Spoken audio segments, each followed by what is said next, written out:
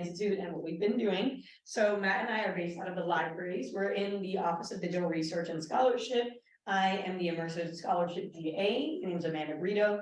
I am a second-year art history student. I'm doing my master's degree. I'm also doing museum and cultural heritage studies. So I came into this, I was made the graduate assistant, like I said, in DRS. And I've really been working a lot with immersive technology. So Matt and I really wanted to build out a sort of panel, a series of discussions, just an institute that would happen across the course of the semester. And we'll be talking about different approaches to photogrammetry. So we've done a lot with the humanities, we've done art now, we've done dance, we've done cinema. We've been doing a lot with cultural heritage work. We've done some events with RCC, the Research Computing Center. And we've been trying to get with computer science. We've been trying to do STEM and humanities. So we've been trying to kind of bridge the gap between both and see how people are using these research techniques, using remote sensing, using LiDAR, using photogrammetry, using motion capture, anything that can be thought of within the realm of 3D practice. So we wanted to do today's panel to talk about dance and the digital arts specifically, and I'm gonna let everyone do their own introductions. So if you wanna go one by one, I guess, and introduce yourselves. Hey, I'm Professor Keith Roberson at the art department. I've been using photogrammetry techniques for about 30 years now that I think about it, of different kinds of iterations. I'll save some of that later, but I can tell you, thinking back 30 years ago, what would that look like? Well, if you think about 3D animators, a lot of times they would just take a photograph of the front of the head, side of the head, and bring those into your 3D program and use that as your reference to create your images. We used to do that 30 years ago, and that was possible. What you could do then, once you've modeled the head, you could take the photograph and project that as a texture onto the model that you've created. And we used to do that in the old days of digital arts. But these days, I've had experience using photogrammetry with using a drone, and I've got some examples of that to show you. My students also use a type of photogrammetry using the old Kinect scanners and the camera and the really low quality scanning system in those, and I'll show you guys some of those things. We'll also have some interior and exterior of architectural examples to show you guys today. So I'll be glad to show those off and get questions or talk about them. I'm Daniel Smith. I'm an assistant professor in the School of Dance, but I'm actually a composer and musician. And a big part of what I do is collaborate with other artists in visual mediums. So like not just dance, but film, immersive theater, opera, those kind of things. As long as it has a visual component, I'm usually there and interested. And the big part of what I'm going to be talking about today, I think, is one specific project that I'm working on, which is called Sandbox Dreams. I'm working with a team of 3 other artists. One of them is a technologist who has a lot of expertise in motion sensors and things of that nature. So I'll explain a little bit about what we're up to. I'm Tiffany Rhynard. I'm also an assistant professor in the School of Dance, and I'm a dancer, but I know very little about photogrammetry. I work in this realm that's called dance technology. I identify predominantly as a filmmaker. I make documentary films and dance films, and then I also do a lot of improvisational practices, and that's where I've integrated with working with real-time interactive software, which is Isadora. So more live performance, making choices in the moment based on sound and video inputs. Wonderful. Do you want to start out with talking about your work, or do you want to go through the questions I have, the discussion questions, or what would you prefer? My preference is maybe to show a little bit of the work. Absolutely. They can get a better feel for what we're doing. Perfect. Let's do it. Oh, you're on the. Here, is that? No, it's fine. It's on the left. Yeah. This one.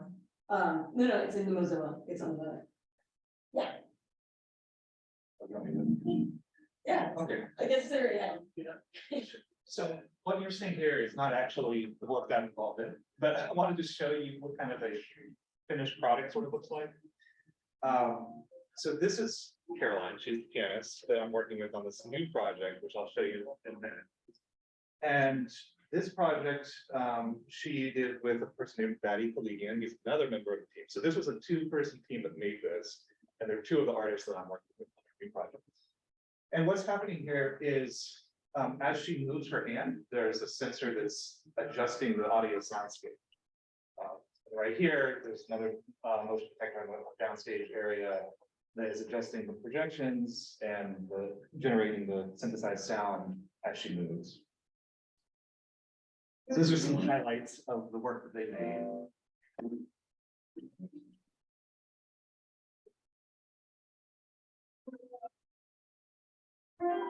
So this will play for a couple minutes, and then just to give you some ideas of the way that kind of work happens.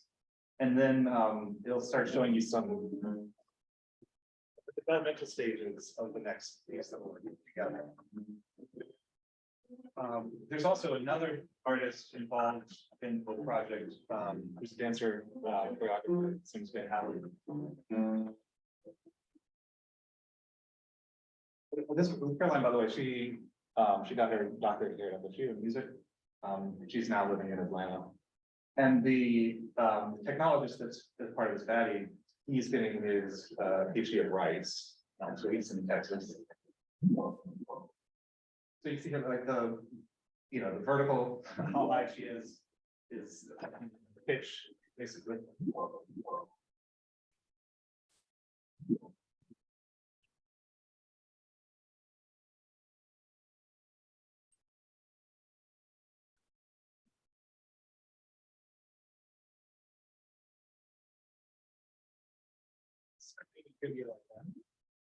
That's not the piece that we're up. So the new piece that we're making is called Sandbox Dreams, and it's this basic concept of the work is that it's going to encourage everyday people to think of themselves as artists.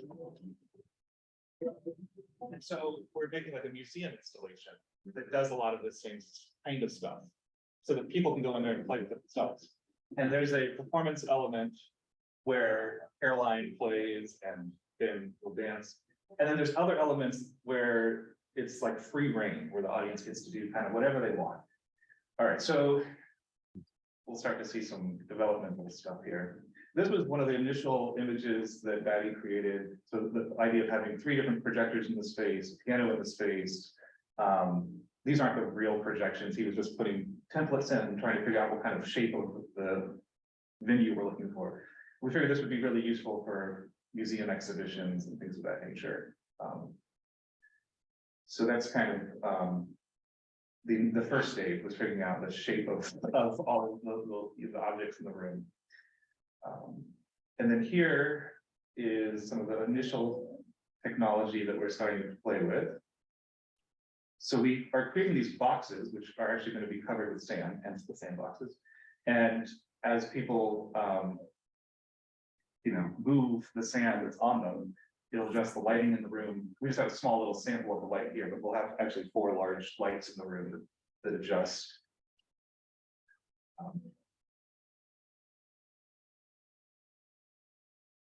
And we use a variety of different sensors. So that's actually sand, that's Batty down there, actually. So he's playing with the sand on top of the table. And now we've set it up to create these projections as the sand moves. So there's basically sensor underneath the sand. And what's happening is there's a grid in the software of like 9 boxes. So as the sand moves across one of those grid marks, imaginary grid marks, it shifts the projections. This is a device called Mugic. I think that's how you pronounce it, M-U-G-I-C. And it's a motion sensor that reads, XYZ coordinates. It also high impact stuff. So, and then here, that's actually Ben, believe it or not. These are some of the projections that we're playing with that will be generated in real time. So there are, in this case, there's actually just webcams that are looking at his body, and we're running all of this through a couple different software programs.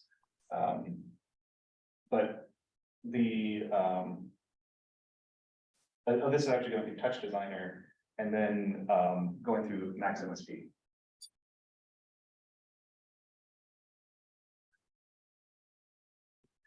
So the idea eventually is, then I wrote music for this piece. So that's the part that you're not seeing yet because it's not finished. But there'll be music that the pianist plays. There'll be sound design elements. And all these things get manipulated by both Ben and Caroline as they are performing the dance and the music. And then the crowd actually walks through the space. And there are various props that they'll be using, including like parasols, like umbrellas and this kind of stuff that have motion sensors in them, so the audience can play with them throughout the show. And adjust the projections and the lighting design and the audio design as the work is existing. So it's about a 30-minute piece altogether. Lovely, thank you so much. I think, do you want to keep it going with like Tiffany and Keith, and then we can do the questions afterwards, or however you'd like? I don't want to take you on the spot, right? Like, you want to talk about your practice, Tiffany or Keith, or whoever does that? Yeah, I don't have any examples to show, and again, I'm like happy to be here, but I also feel like a participant, so I'm like, ooh, what's not very easy, what's happening? But you know, for me, what spurs every project or every any classroom I enter is what is the story and why, particularly with technology, like it can do all these amazing things, but why?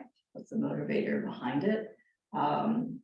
So the work that I've been doing with improvisation and is Adora, which is kind of like a user-friendly version of Maximus Beam Jitter.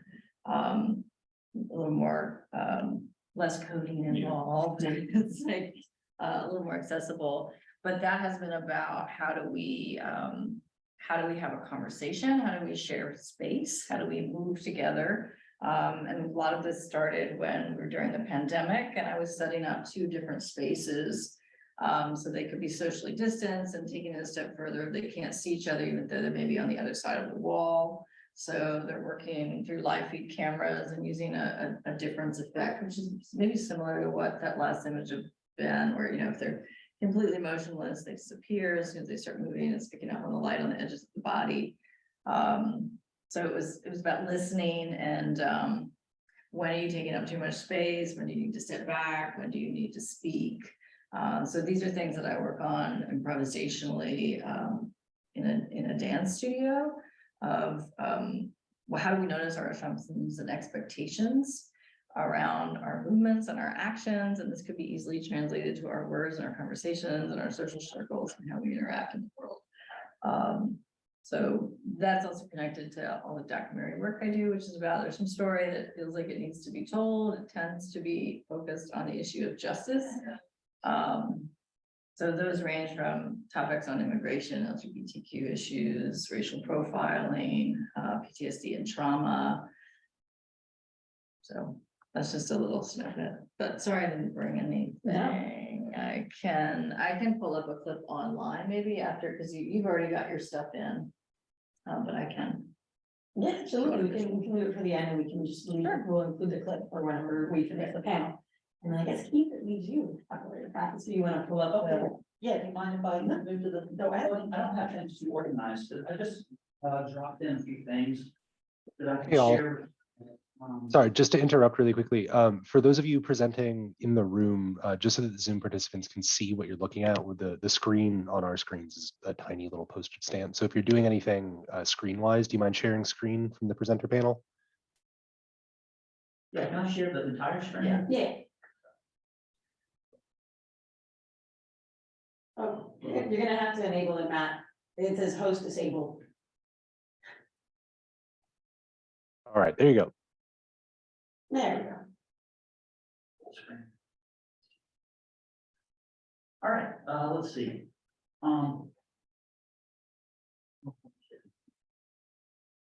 You can just minimize the video chat. There you go. Is that gonna stay there? You can scoot it over. Oh, there it is. Yeah, there you go. All right, sorry, guys. Let's see, since we're talking about artworks, I did bring this piece. This is back, virtual reality, kind of a mixed reality piece that I did in 2015. And actually for a few years in a row, I used a scanner to scan a gallery space that this work would be presented in. And I used the Connect scanner, which gives you this really post-apocalyptic melty kind of effect. And so there's a character floating above you. In terms of mix, one participant is in a headset with a flashlight. You're looking around and moving through the space. Another one is standing behind them, and they can actually puppeteer that corpse, like ghost image that's following them around. So these spaces are, this VR space is in the middle of a forest that's modeled after the Apalachicola forest at night. And so as this piece traveled around and displayed or was presented at different galleries, I would scan each gallery in succession and then include them as a space to explore out in the forest. So it was a lot of fun. It definitely, you know, in terms of VR is good at spooky things. And so this was an early experiment of mine to kind of capture that feel of spookiness in the early VR systems, along with what the Kinect scanner was able to give me in terms of a different kind of a broken, melty kind of reality. Yeah, each of these things, so the people, these are actually some of the gallery directors and things that I would scan. They would stand still and I would scan them with my Xbox connector. And yeah. I think it goes outside. You can see some of the, there we go, we're walking outside now, and you can see some of the forest.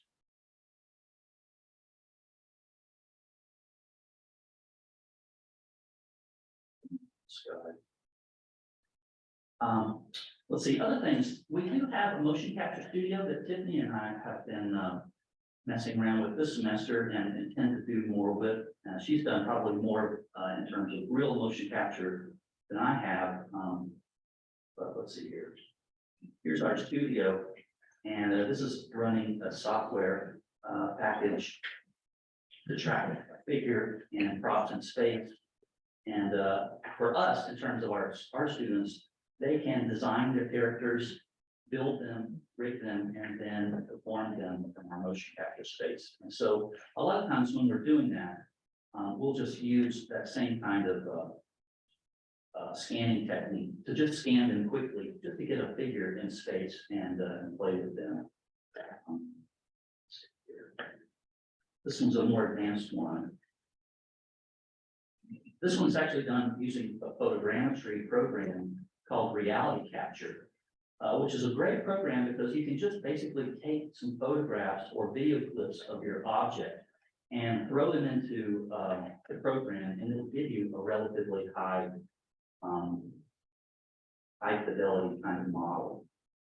And from here, we can rig these characters or manipulate them, you know, 3D animation or real-time programs. Let's see. This is a version of using a kind of a broken technique as well. This is with a drone camera, focusing on a piece of architecture out of the Goodwood plantation here in Tallahassee. Here's the footage that was taken from. So just a few seconds of a drone clip is really all you need in order to capture a piece of architecture or larger landscapes. With a mini drone, Mavic Mini, you can capture large areas of space or objects or landscapes and bring them into to your workflow. And this is also with this is using reality capture software to build that broken piece. Let's see. I think that's most of my things here. I've got a few photos of just students in the motion capture lab and what that looks like. So here we're capturing two figures at the same time, and you can have props, things like that to track them in, and then the students can drive their characters with those items. Yeah, that's most of my stuff I've got today. Perfect. Thanks.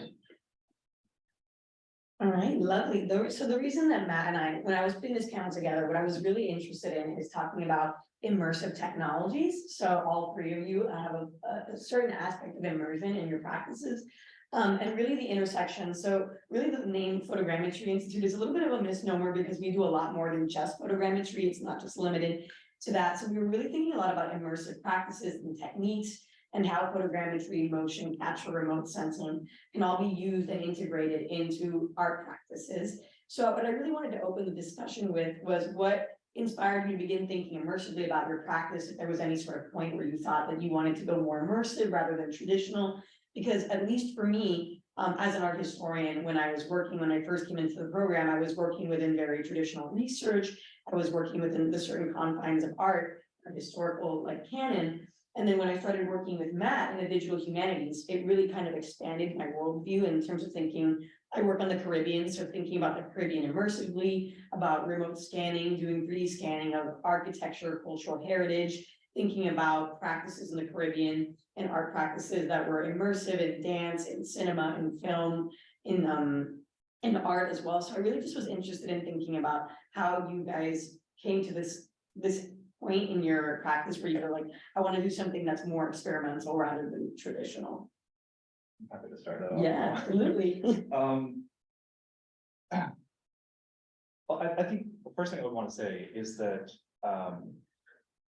sometimes there's a conflation between immersive theatrical work and technology, which technology can be a component that contributes to an immersive environment, but it doesn't have to exist. Like, you don't have to have technology for an immersive event to occur. And a lot of my earlier works were inspired by specific narratives or stories. For example, one piece that I've been working on in various capacities for many years is Picture Dorian Gray, a novel by Oscar Wilde. And so I've gone through many different iterations of what that can look like. And because that novel takes place in, Victorian England, the early iterations of that did not use much in the way of high technology. It used a lot of the old Victorian practices, like Pepper's ghost illusions and those kinds of things, practical effects. And just redesigning spaces, set designs, interior design, finding tangible physical fabrics from that time period and putting them in the space and those kinds of things. So in more recent years, I have been experimenting with digital technologies as a contributor to that. But in my particular work, one of the things that I struggle with is that I personally like art that is that doesn't feel gimmicky, that feels like it's authentic and genuine and a natural outgrowth of the desired impact, right? So I was actually pretty hesitant to start introducing things that were too technological, that were too, in my view, too technological or too much on the cutting edge, that hadn't actually developed to the point where it seems natural. Like, it could be a little glitchy, maybe it's a little bit, takes you out of the experience actually, because things, maybe the graphics aren't high enough quality and those kinds of things, right? So I was a little more hesitant to come around to it. But I've been working with this team of artists in the last 2 years or whatever, that have kind of convinced me that there's a middle path maybe, where we can find ways to incorporate more technology in a way that is still true to the experience and doesn't take the audience out of the experience, but just peppers it with heightened capabilities. So this particular piece that I was showing you earlier, the Sandbox Streams, is a surrealist kind of experience. And in that way, the technology, I think, can enhance that experience. But I would also say it's not the main component of the experience. The main component of the experience is the music and the dance that's happening in real life, right? And there are times when much of that technology isn't even being used, where it's just piano and dance. And then there are other times where we try to slowly incorporate it in a way that maybe it's not even really noticed when the beginning points and end points are. They come in and out of function, hopefully in a very natural, organic, seamless kind of way. So to answer your question more directly, the main thing that I have been interested in using immersive practice for is to help get an audience member to experience the art fully, without being distracted by the fact that it's just an art piece, quote unquote, right? That it's not part of my real life. Right, like if we watch a movie, sometimes we get jumped out of the illusion, right? And we realize, oh, we're sitting down watching a movie, right? Versus experiencing it as if we're really there, right? And so that's part of what's key part of what I'm trying to do is try to get the audience to genuinely believe that they're experiencing what they're experiencing.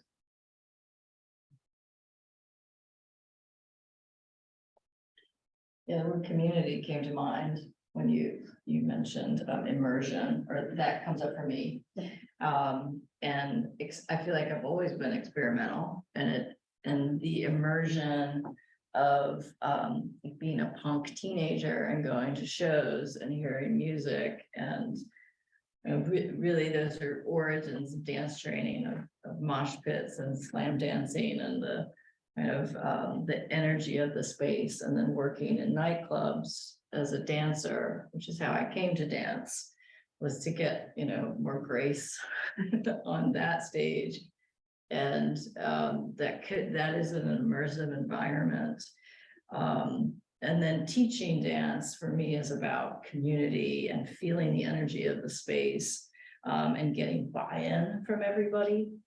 And so the digitally immersive spaces that I have been playing with, sometimes I call them empathy chambers. I'm trying to create projection and sound that is maybe tailored to the person's preferences. That's kind of similar to some of the projects you guys are working on, where they can maybe choose the music or they can choose the visuals. And then I've done experiments where I leave the room and we record them or not, or they have this experience that nobody saw. So sometimes it's not so much about a performance, but an experience. Same thing with sharing a space with somebody else.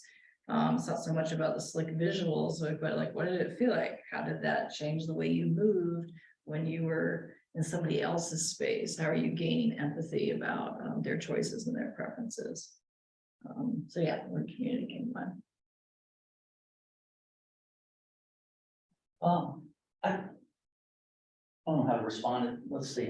But, one thing I would say is like, especially compared to Daniel, perhaps I look at my artwork and the process from the technology part first. It seems like I'm a technophile at heart, and I am just enraptured by the magic that technology can provide.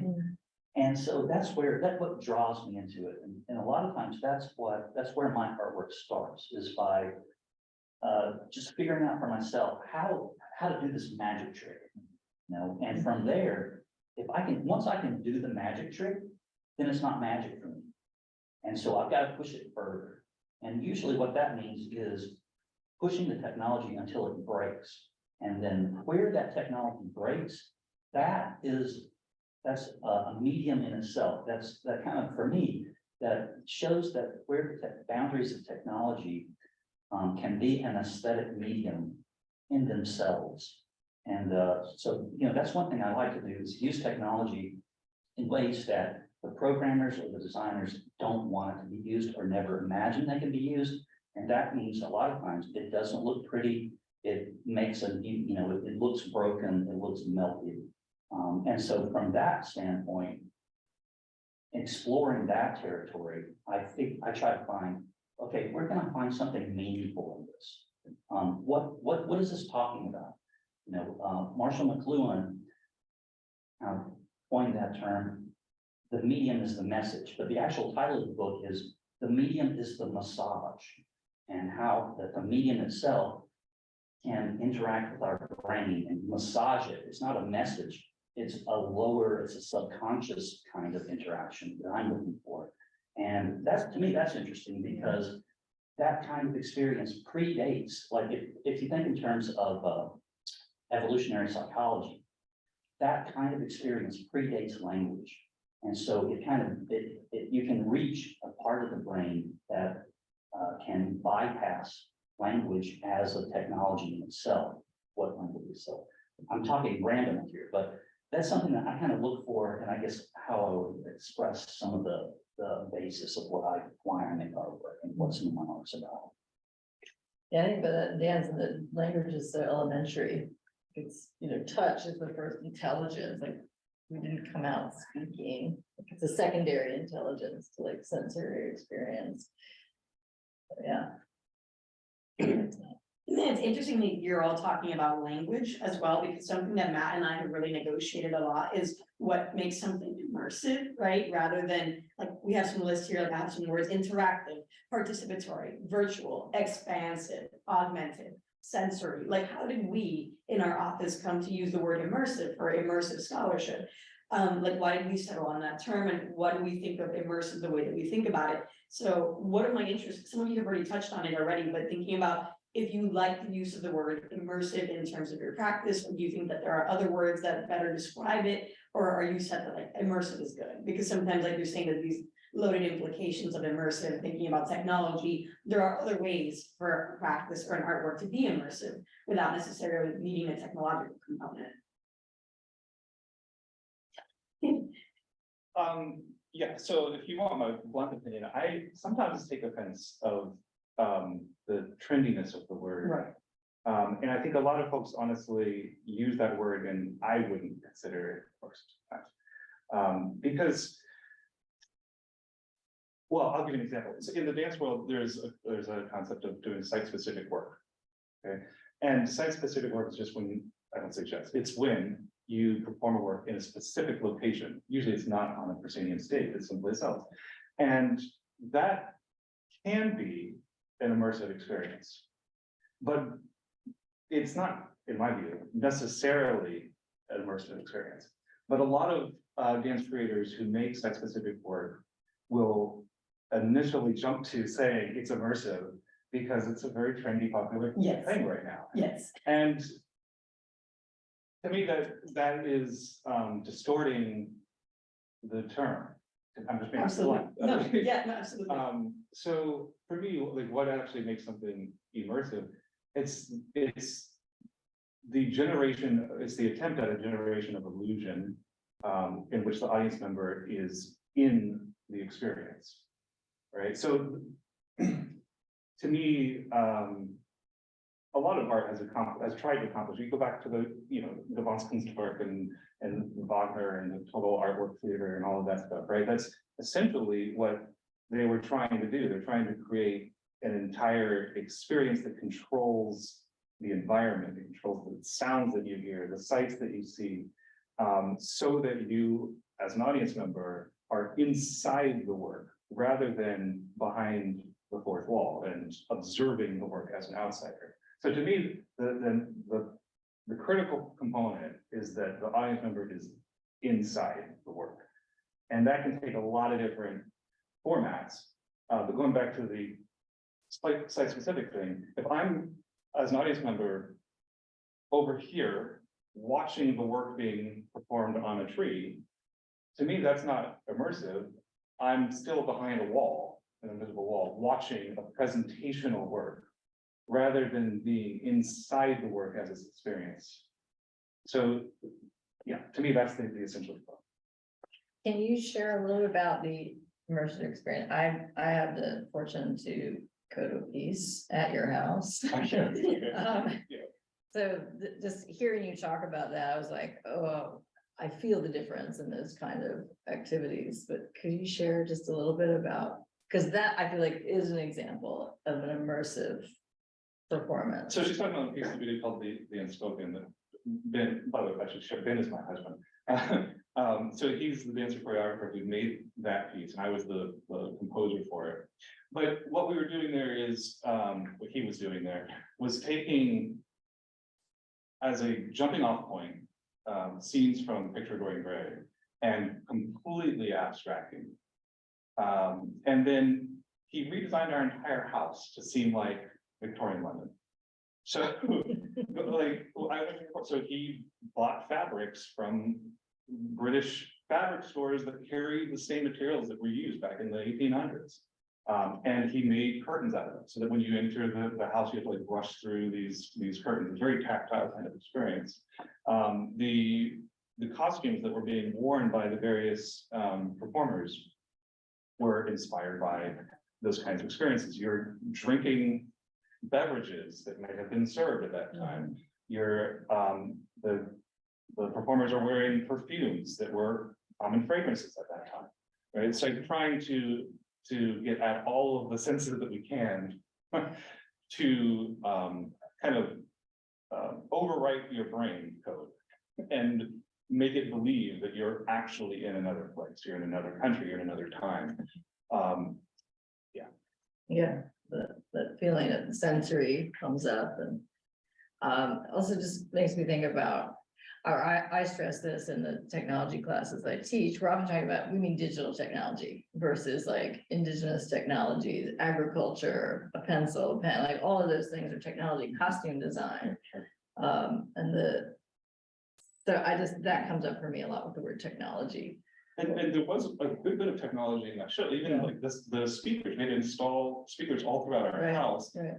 And we did it, and we tried to do it in ways that hid a lot of the elements that would have maybe taken you out. Like you see an XLR mic cable or something, right? That could like, that Right. wasn't his Victoria, Right. right? So we try to run them through baseboards or whatever we need to do in order to hide them. Put the speakers inside of cabinetry and things like that. So that it's very Disney-esque in that way, right? Like you try to hide those kinds of things that could take you out of the experience and make you realize this is great. It was fabulous. That's one of the things that I was also thinking about and we're also navigating, because Matt and I were talking about this before we had this kind of discussion. Matt and I kind of met and we were talking, and then he's telling me, I have notes from him, it's like cyber went out of date, then we went to virtual, then we went to augmented, and now we're at immersive. So then at least he and I don't know if you want to answer this, you don't have to, but at least he and I are thinking about like what this next term is, because we're going to like experiential learning and stuff. So we're like, what's the next term that's gonna come out? And also I think it hits very poignantly on what Daniel's saying as well about like using the term, it's like, because it's trendy to get like capital funding, like you're getting venture interest because you're using the word immersive, and now people are like, ooh, you know, it's this, with this buzzword at the moment where it's like very popular, it's very trendy to be immersive.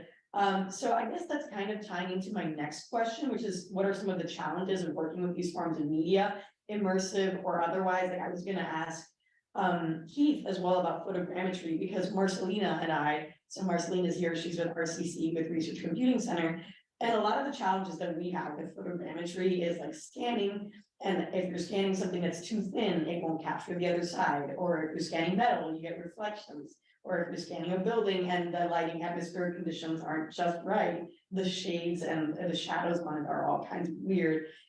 So I really wanted to open up the platform and just kind of talk about what are some of the challenges in working the ways that you all do.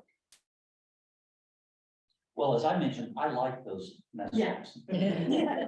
That makes me think, we had a laser scanner, a 3D laser scanner in about 2005 that the Master Craftsman program had.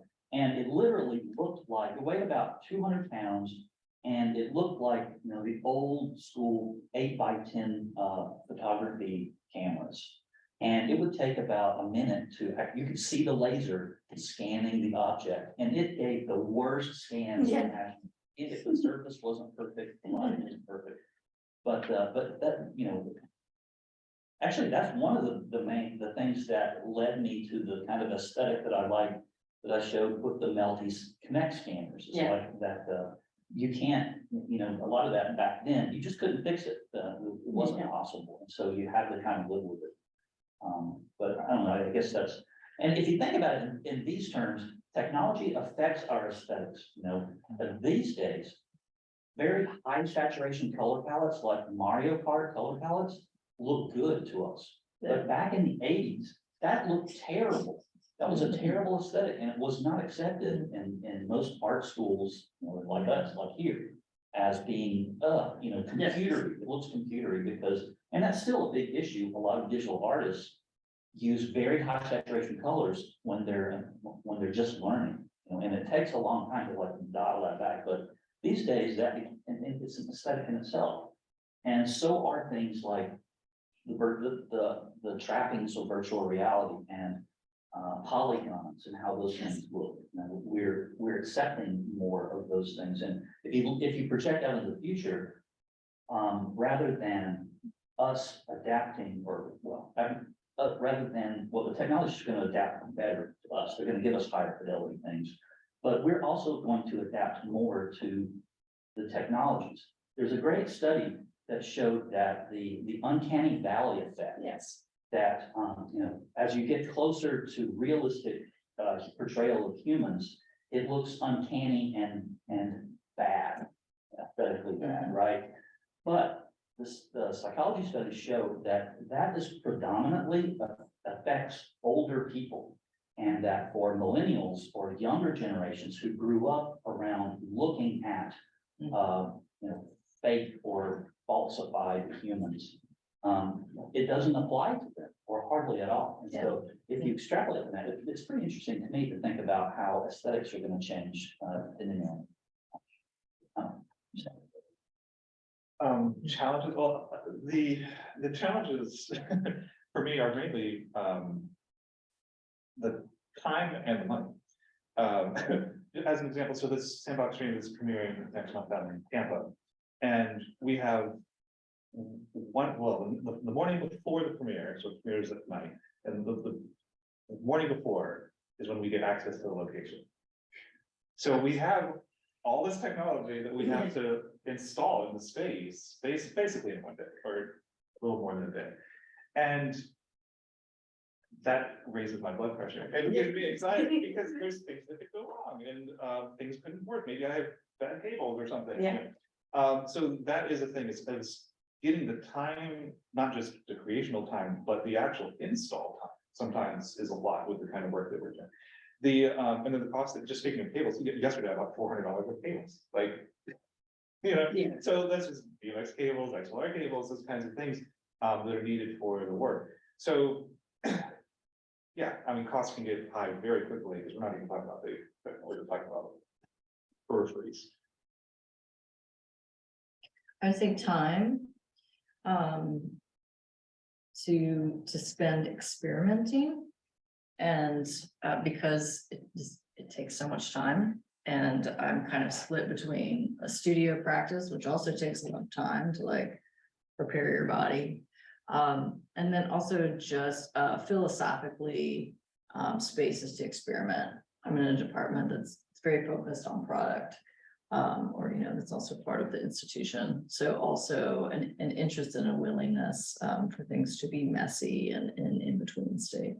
For sure. Yeah, definitely. I wanted to ask as well, how do you think how are audiences receptive to your work? Because at least me, working from the museum component, working from like the museological side of things, we're seeing a lot of demand for like immersive experiences, like the Van Gogh experience, Super Blue in Miami. I'm from Miami.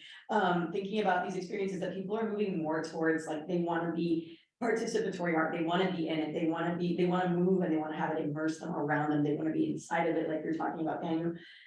So I'm wondering if how audiences engage with the work, and if this is like the new trend that we're moving towards with art and dance, is that people are going to want more of these experiences rather than more formal traditional ways that we've done it before, like theatrical performances, art in a museum. Like, what is the trajectory that we're looking at in the next few years? Because at least for us, for Matt and I, we are super interested in where that's going, because just last semester or 2 semesters ago, we had a student graduate who did a capstone exhibition that was he recreated and used a 3D scan and used the Artec Space Spider to take museological art, like objects, scan them, and then 3D print them and make an exhibition out of that. And people were just fascinated with it. So just really trying to map the trajectory and what you think is going to be happening within the next, like even 5 to 10 years. I'd like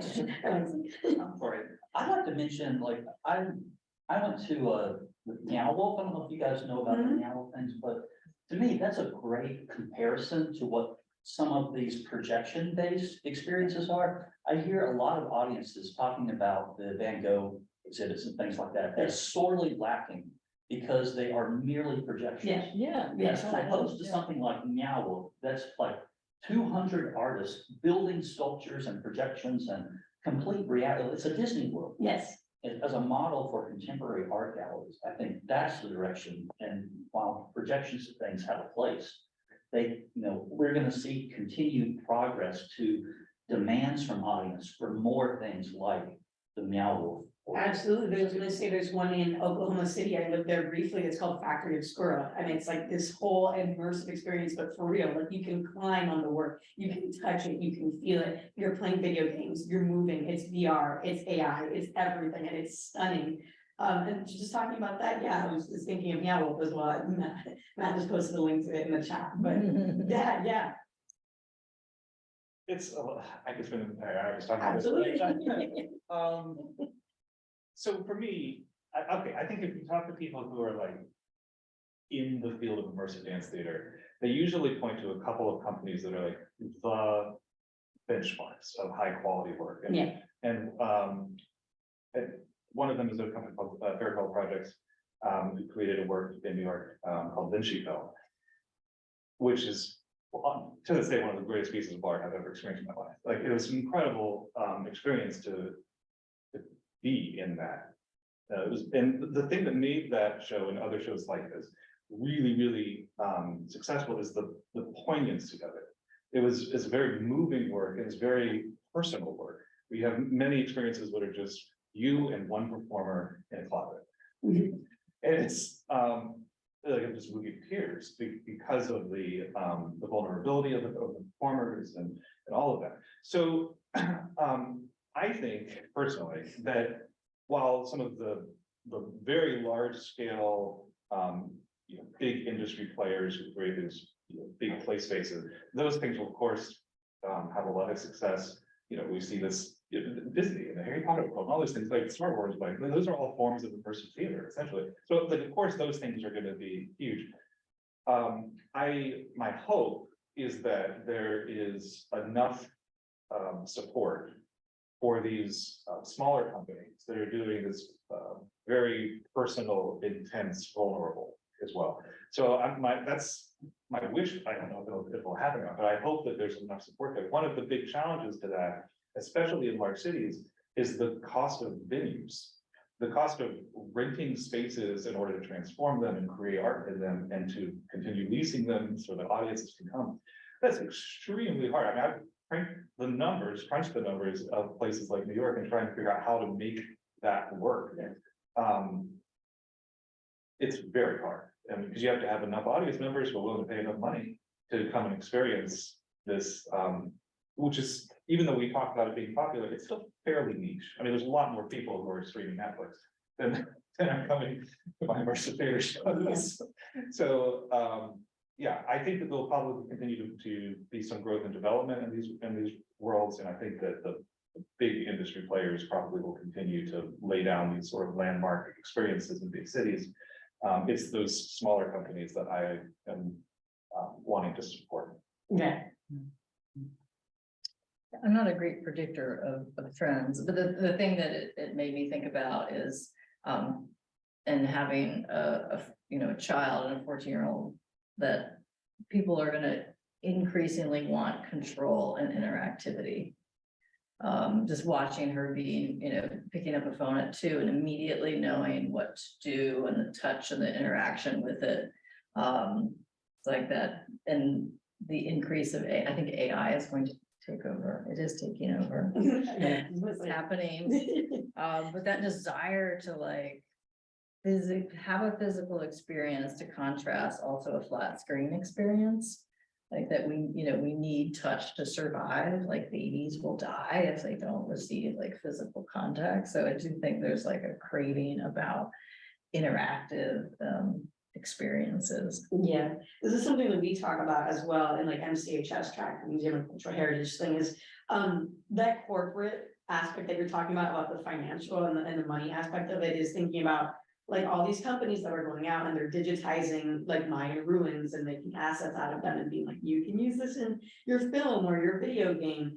But thinking about how long that technology takes to trickle down and really be accessible to people because it's so expensive. Like our tech space fighter is like thousands of dollars. It's not something that can just be like bought unless you have like disposable income. So thinking about these barriers to access and these corporations, like in video games as well, but they're also doing it with photogrammetry and asset rendering and thinking about those barriers to access and how difficult it is until the technology kind of trickles down to people, like now we can do reality capture on our phones, like there's photogrammetric software that you can download on your phone and make a scan if you wanted to, but that's after years and years of photogrammetry becoming normalized in film and media and video games.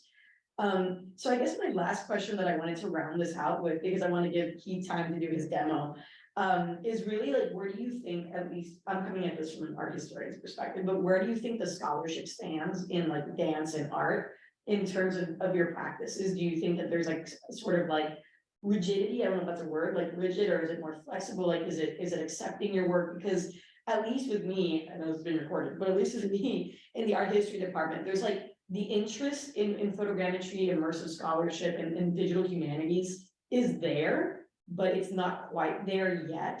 So thinking about how art history as this very formal discipline, I'm taking from my perspective, is evolving to now accommodate the digital humanities and accommodate these new innovations. Just thinking about that in dance and art as well.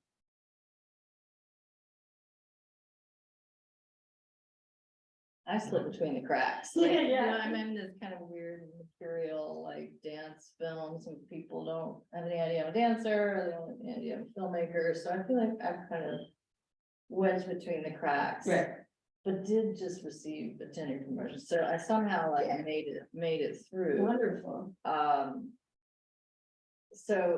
So I haven't felt resistance, it's more maybe not understanding. That's what we run into as well. Exactly, the value in researching. Yes. The body and its intersection with technology and community and social justice issues. It's like. Sometimes people don't know how to wrap their head around it, or they have very clear ideas of what they think is dance, Yeah. or how we should be operating in that field. But for me, I've generally gotten a lot of, I think, support and acceptance in academia about these things. The little bit of hesitation to hear my voice is just that it's not regular to have in the structure professors hired, coursework delivered. There are people who do this kind of work, but we don't have, like, there's ballet professors, this kind of thing. There's like, we don't have an immersive theater dance set of professors, Right. Like that kind of thing. So that kind of structure doesn't exist.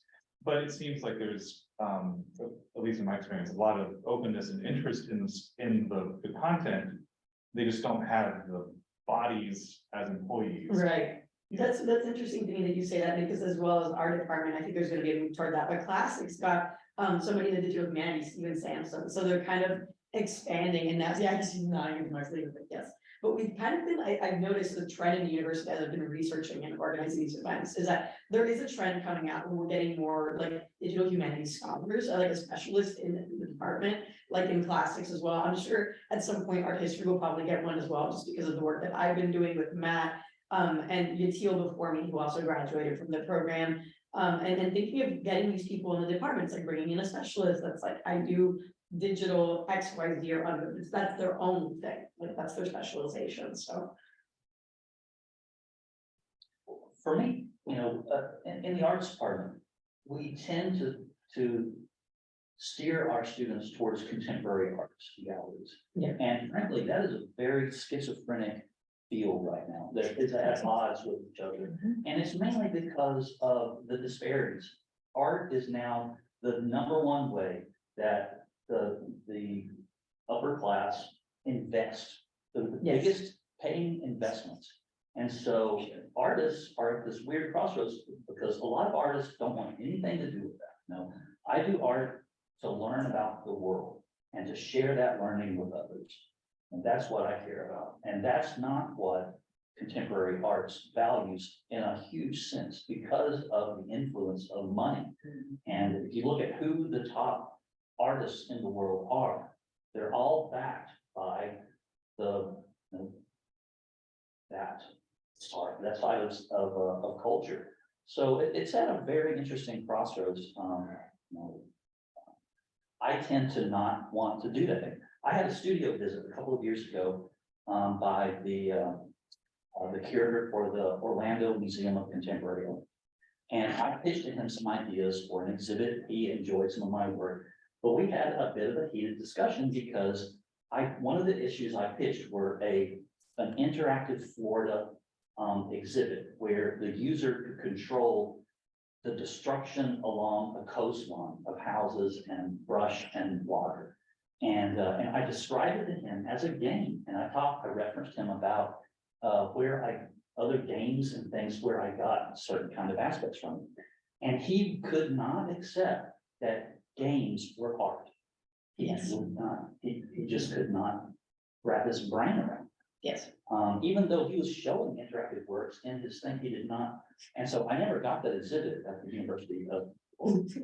It was only shortly after that they got convicted of, their. Fraud. Yeah, fraud. Yes. Yes.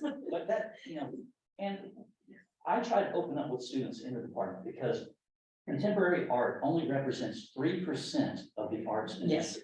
And there is such a broad realm and need for artists all throughout our culture, and just that broad understanding about what art can be and what we can do as artists throughout the world instead of just in the contemporary arts is what I try to focus on. Definitely, you're tickling my brain because I'm a contemporary art historian, so I'm like, yes, but thinking about that as well as like untraditional, unconventional forms of art, like video games. I know something that we talked about when we first met, and you were talking about getting like video game animators in and like animating visuals and XR, VR, AR, adding components, and how that's changing the industry. And there's so much contemporary art, like you said, it's a very valid point that it's just so weird and like there's like it's siloed, there's a lot of fracturing, and it's interesting to see how this is going to evolve and things are going to change. I guess my last question, because I just thought of this before we were going to wrap up, is what advancements would you like to see? Like what's something that you would really like to see come out of this? What's the next thing that you would really like to do?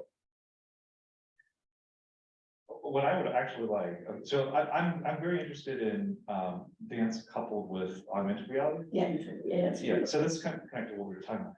And the experiences I've had in that realm, even though I'm really excited about the technology, I'm always a little bit taken out of it because the fidelity issue. Like you see a real dancer in the space, and then you see like an animated element through the augmented reality. And I would love for the technology to advance to the point where I can't distinguish between the two. Yeah. Where they both look, some kind of digitalized way in which it seems natural, or that the animation could be so realistic that I think it really is in the space. And I'm sure that will happen, but I would like it to happen faster. Yeah. Less siloing and more spaces that invite collaboration. And there's a lot of siloing within the different departments, within the College of Fine Arts, and then even within like these I call them the pillars of ballet and contemporary. These definitions, and also our spaces. Dan and I were just like, oh, having like spaces where we can close the blinds and make it dark, excuse me, or do projections. All of our spaces are dominated by ballet bars, excuse me, which is great. We teach ballet, but it also speaks to the value system. So less siloing of value systems, I guess, and I'm specifically speaking about dance. And it seems to me some of those barriers are breaking down now. I see a lot more connections being made at FSU. So they've certainly been worse in the past. But what would I like to see?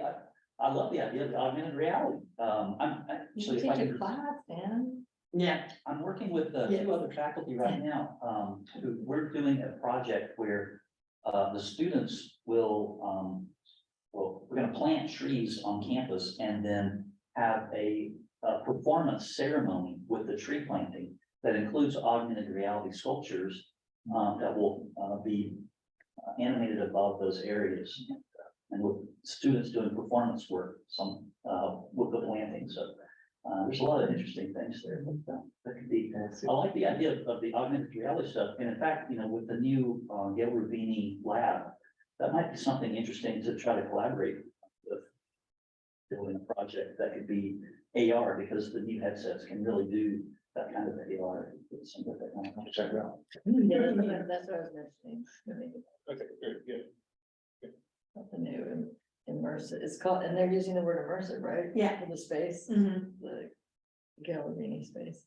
Oh, that reminds me of one thing. It's not a question. We just talked about the dance dome. I did some research on the dance dome and I was like, that's exciting. Has that moved along? Because I know that there was a lot of work being done and like fundraising as well for the dance dome. So I was interested. I was like, where's the dance dome now? Like, where's the status of It it? was stored, I think, in communications, I believe. Yeah, we had an event with it, yeah. Is it set up? I think it still may be set up. It's been I set up a believe- couple times. I believe Andy Opal just mentioned that it's set up over in University Center C as of like a couple of days Oh, ago. yeah. I don't know the room specifically, but I can probably find it. Yeah, Andy's gonna have some of his students showing some works on, I think there's a date for it. Oh, I would love to It's go. interesting that you call it the dance dome, that's because I've never heard of the, like. Really? The dome, but you're calling it the dance dome, that's interesting how or how it's like. Let me see, because I looked it up and I I like was like, advanced dome at FSU. Let me see. I never heard all that either. Yeah. Maybe we should do some dancing in that. Probably should. Yeah, it's just that I'm looking at this page and it says students and faculty are constructing the future of immersive Well, media. one of our staff and faculty members, Jenny Patute, was very involved and trained. Once they acquired it and they came and did the setup, and so luckily for her, she took a fabulous kind of new chapter job, but it meant that she left us. Yeah. Yeah, the pictures are like dance dome one, dance dome two, and I was like, what's this? Dance dome. Dance dome, interesting. It's kind of cute. I need to like capitalize on it. That would be great. I love what your comments on intimacy Yeah. spaces and That's vulnerability. hugely important. And to me, something like the dome or other aspects of technology, especially if you think about immersive tech and VR and these things, that there aren't a lot of examples out there of vulnerability and intimacy outside of the porn industry. Which is where it's flourishing well, but I'd love to see more kinds of artworks that could be set up. Well, thank you so much. This has been such a wonderful panel. I definitely want to leave the last 25 minutes for you to do a little demo, so we have time, so we're not like rushing you through it, but really, thank you so much for joining us. This has Thank been you so for- wonderful. I was so happy to have you, and it's just like so exciting to be working with other scholars, especially as an emerging scholar, and like in the baby steps of like my digital humanities immersive career. So I'm just really happy to be here, and thank you so much again for joining us today. Thanks. Can I impose and say that we have some time for questions? Because I've been burning up here on Zoom Oh, to ask absolutely. many of our panelists here things. I've been trying to keep my mouth bottled up, but it's not going to happen.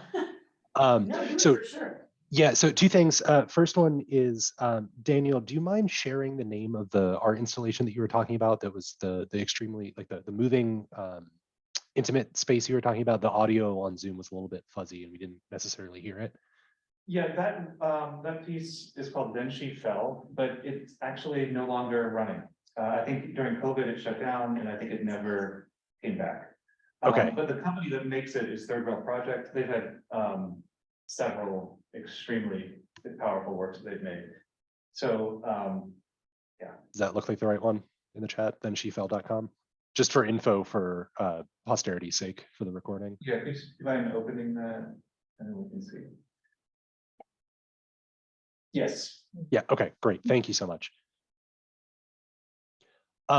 Yeah, and so I just wanted to kind of go on some of the questions that we were discussing earlier that Amanda brought up about the this sort of mercenary use of the term immersive to gain the institutional capital and credit and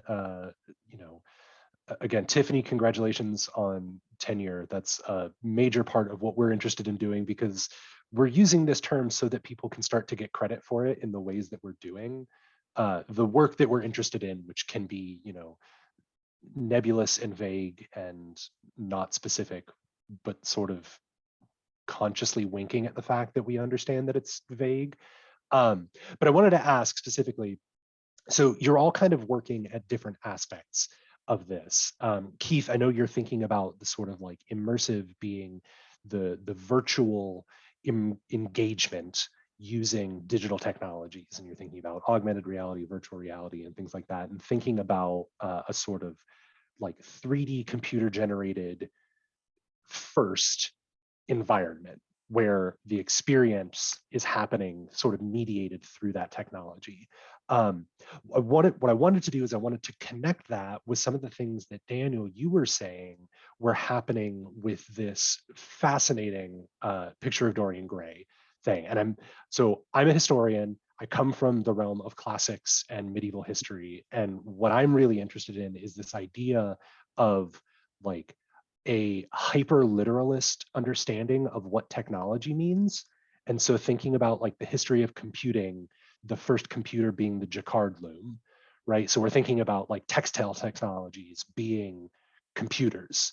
And so the fact that you're mentioning that like textiles for curtains and textiles for outfits being linked as part of this, idea of we're thinking about two ends of a historical spectrum of hyper real, well, not hyper tactile in real space, like tricks of technology to transport us to a particular mind space, to a particular historical space, and experience things mediated by speakers and the Pepper's Ghost idea, right? Like this trick of technology to be able to do this.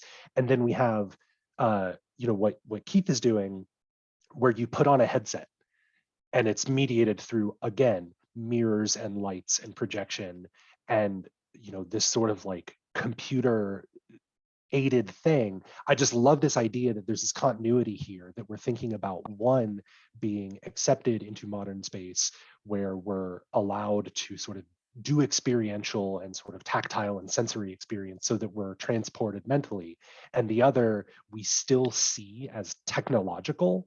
I just wanted to see if like anybody had any more thoughts about thinking about it like that, where we're thinking about, is there really such a break in what we're talking about for immersive technology that it's only things that are put out by these mega corporations like Oculus or Facebook or things like that? Or can we put this in context with, there is no break.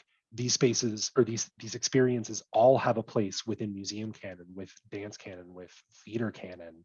I don't know, I just like, I was struck by this, and I wanted to kind of like turn the question back on you two then. And Tiffany, you mentioned it as well for a lot of the work that you're doing with, sorry, this is getting far away from me, and Daniel, I see your face like, where is this going? I wanted to turn it back on the three of you then, and just sort of say, recontextualizing it that way, that this isn't a break between like, we only care about VR technologies and future things like that. How do we think about all of these technologies in the work that we've been doing as humanists, as artists, as people trying to get at an experience that allows people to reach out and be immersively affected by technology to build empathy, to build human consciousness, to build experience? Does that change the way that we think about this? Well, if I could answer quickly, that just brings up to my mind, transhumanist ideology.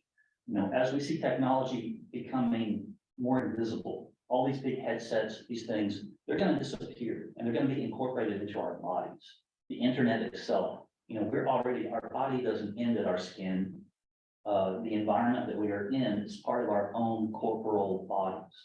And so if we think about technology being able to extend our own selves outwards into others, into the spaces, and looking at the body itself as something that we choose what we are, we choose how long we live, we choose all of our aspects about our physical selves.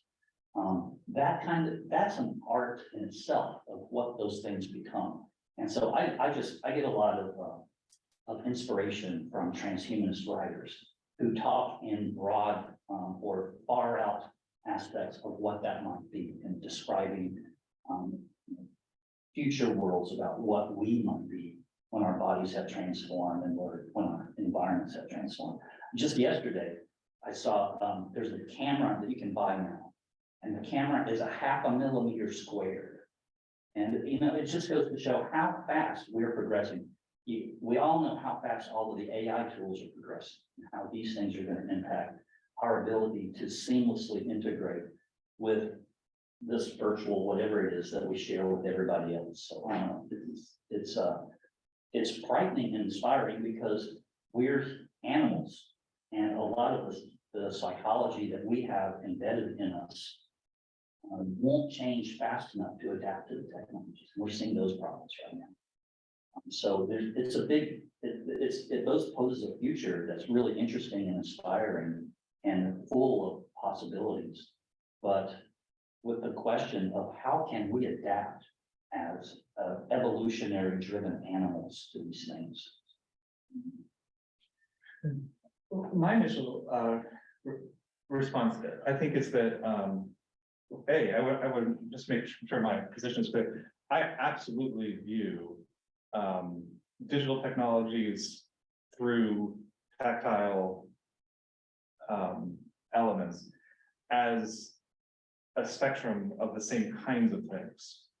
And I think they are technologies. Like we're both on the technology committee, and we have talked before as a committee about what does that mean we're actually in charge of? Or are we in charge of the pencils in the department?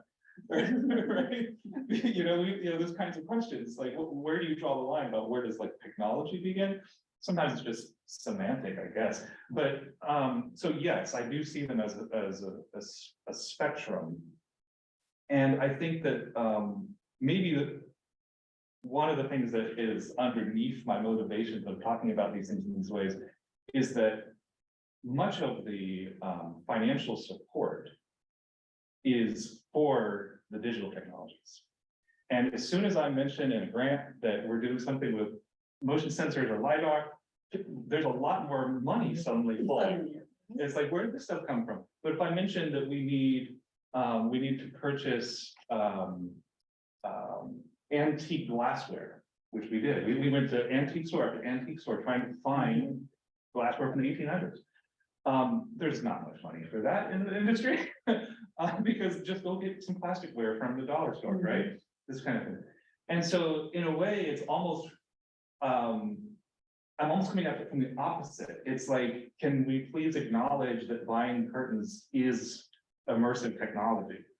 Like, and that also should require, or should have the same kind of support financially and otherwise that we often see at the more cutting edge digital technology. Yes, it's like, I think that anything digital means future. And anything, anything analog is like, no, we want to progress. And move forward. I have so many thoughts about that and how it's related to class, gender, race. I mean, just the like erasing the past or not wanting to like look at the past. Matt, your connections were just so interesting, and I was immediately thinking about nature. I don't know why, when you were talking about the experience of like, oh, it's like going outside, and how so much digital technology is desensitizing and maybe taking us away from the natural world. And it'd be so interesting to have an ecologist here speaking about how our technological advancements are pounding on the planet, destroying it, impacting it.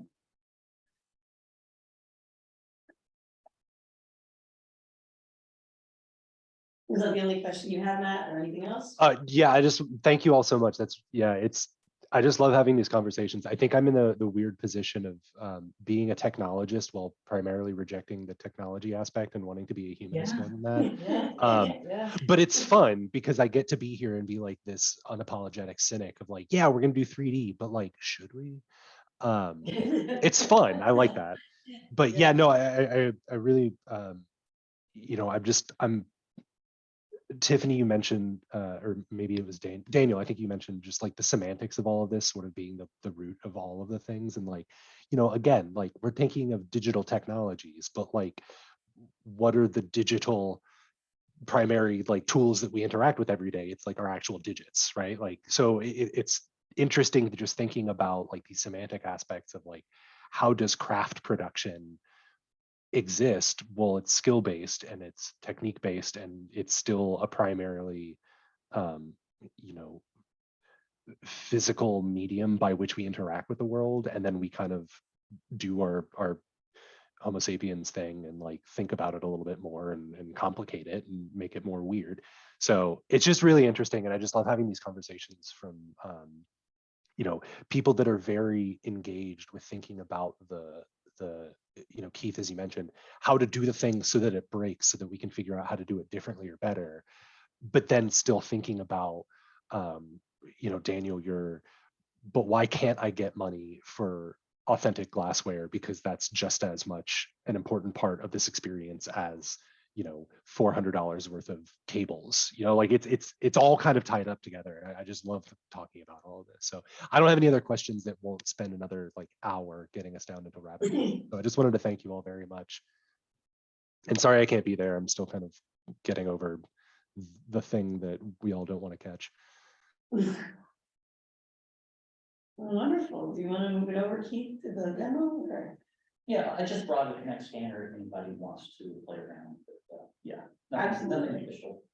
Totally, but we have at least 10 to 15 minutes left, so anyone that wants to work on a demo, just check it out and talk, and that's pretty much the end of our event. So I just wanted to thank our coming panelists and audience members included. We do these every second and fourth Friday of the month. We get to move this one around, but I think I'm gonna shift on the schedule. But yeah, we have our website, the Immersive Scholarship website. We have the schedule for all the other upcoming events that we have. So there it is. Yay. Thank you. Thank you. Oh, it's a pleasure to work with all of you.